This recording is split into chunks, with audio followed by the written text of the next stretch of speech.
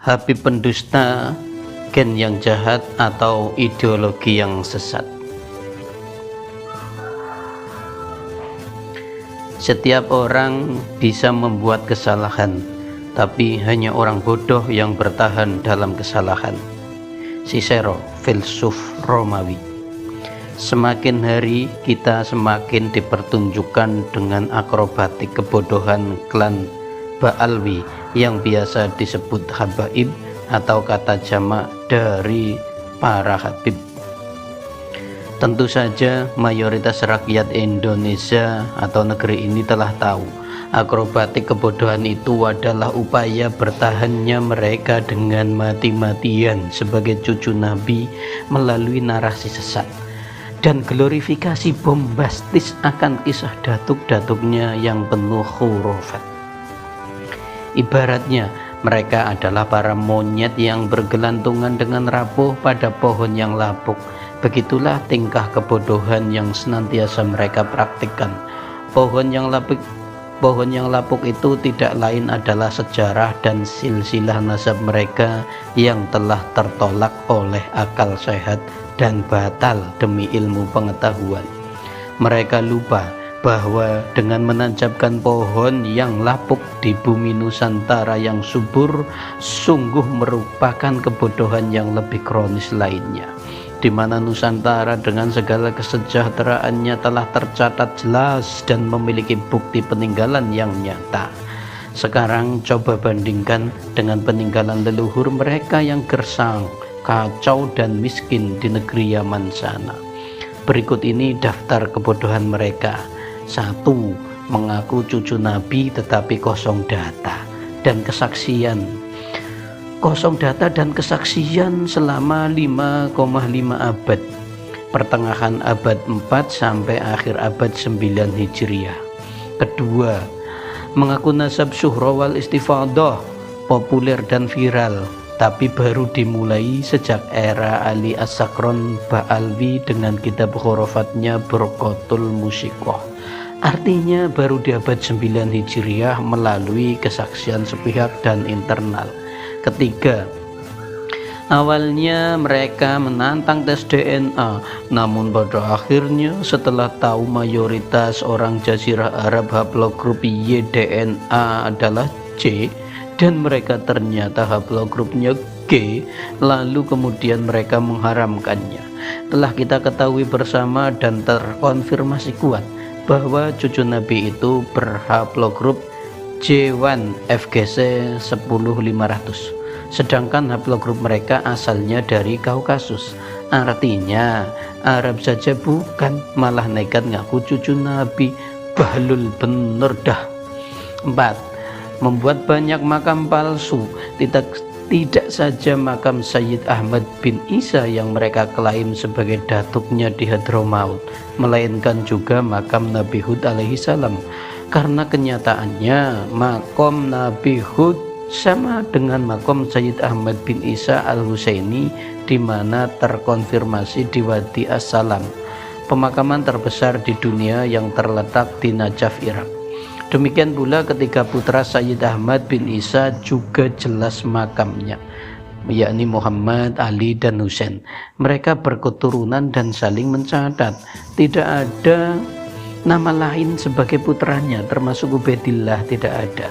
Sementara datuknya Ba'alawi yaitu Ubaidillah alias Kang Ubaid, nihil, kesaksian alias bodong.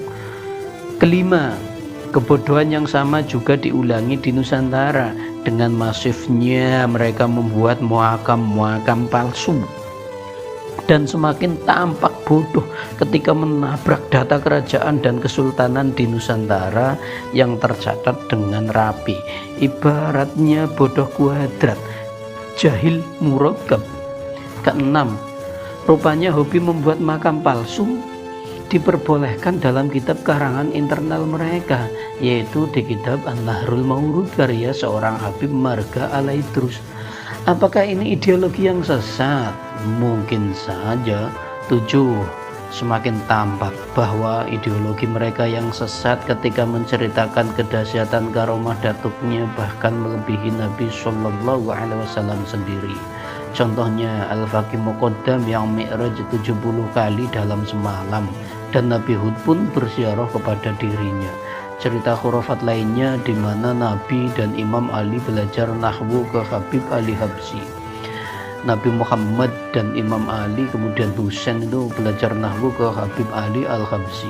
Atau Habib lainnya yang mampu memadamkan api neraka, menginjakkan kaki di surga, bisa menurunkan rantai emas dari langit, dan segudang cerita konyol dan dungu lainnya. Herannya ya, masih banyak yang menelan mentah-mentah dongengan receh seperti itu. 8. Sejatinya hak semua orang untuk mengaku keturunan siapapun dan menceritakan kehebatan leluhurnya. Namun ketika yang diakui itu adalah simbol manusia yang paling suci dalam suatu agama, maka wajib setiap penganut agama tersebut memeriksa kebenarannya, agar jangan sampai kesucian agama ternoda gara-gara kepalsuan nasab tersebut. Dan lebih berbahaya lagi dengan ditambah memalsukan sejarah suatu bangsa yang telah dengan baik hati menerima mereka, padahal mereka didatangkan oleh kaum penjajah dan bekerja demi kepentingan penjajahan. Sejarah yang dibelokkan tersebut terkait simbol-simbol kenegaraan macam bendera kebangsaan, hari kemerdekaan, lambang negara, hingga silsilah para pahlawan Indonesia. Gile bener coy. 9. Sebenarnya kedustaan mereka tidak laku di banyak komunitas kecuali NU, karena memiliki ajaran yang memuliakan keturunan Nabi Muhammad SAW. Di Muhammadiyah persis, apalagi Al-Irsyad, jelas mereka ditertawakan mengaku-ngaku sebagai cucu Nabi. Demikian pula di penganut agama dan kepercayaan lainnya, pastinya sudah muak dengan lagak dan tingkah mereka. Sebagai yang paling menerima mereka yaitu kaum Nahdliyin atau Jami'iyah NU, ternyata sejarah NU juga tidak luput dari tangan jahil mereka, dan organisasi torekohnya sebagai kumpulan kaum sufi pun hendak dikadali. Bahkan para ulama NU juga tak luput dari hinaan dan caci maki mereka. Sungguh air susu telah dibalas dengan air tuba. 10. Indonesia memiliki beberapa traumatik akan sejarah masa lalunya. Salah satunya adalah kisah pemberontakan PKI, di mana banyak kiai dan santri yang jadi korban kebiadaban mereka. Namun lucunya, mereka malah menuduh Banser NU yang jelas-jelas berhadapan dengan PKI di masa silam sebagai laskarnya PKI. Lantaran tidak sependapat dengan cara-cara anarkis mereka, terutama dukungannya pada gerakan khilafah yang anti Pancasila. Ketika Banser hendak menegakkan toleransi dan memberikan rasa aman dengan menjaga tempat ibadah agama lain, seketika dituduh telah murtad dan kafir. Begitu mudahnya mereka menuduh PKI kepada siapapun yang berseberangan dengan mereka. Namun mari kita lihat dalam sejarah dengan jujur. Bukankah kaum Ba'lawi Habaib ini eksis di Yaman melalui partai yang berhaluan komunis, dan banyak tokoh-tokoh PKI justru dari golongan mereka macam DN Aidit? Ini sih namanya maling teriak maling. Ke-11, belum lagi kedustaan mereka terkait mendawir atau memeras umat, baik itu merampas hartanya, menodai istri jamaahnya dan gadis-gadis pengikutnya, hingga terlibat pembunuhan akibat hutang piutang yang hendak diabaikannya. Serangkaian kejahatan sosial yang dirasakan masyarakat kelas bawah ini sudah bukan rahasia umum. Tentu saja begitu masif menimbulkan kebencian bagi mereka dan memberi stigma buruk kepada keturunan Nabi yang selalu mereka jadikan komoditasnya. Nusantara yang damai tiba-tiba diusik oleh segerombolan serigala liar yang rakus dan serakah.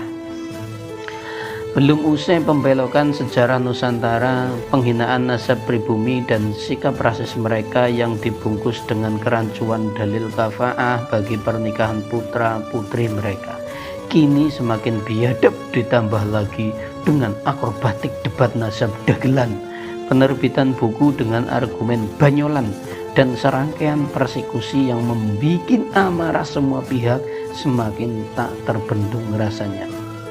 Tanpa rasa bersalah, dengan diiringi permintaan maaf yang tak kunjung datang dari mereka bagaikan fata morgana, malah ditambah kejahilan terus-menerus yang seolah tiada obat dan sulit tobatnya.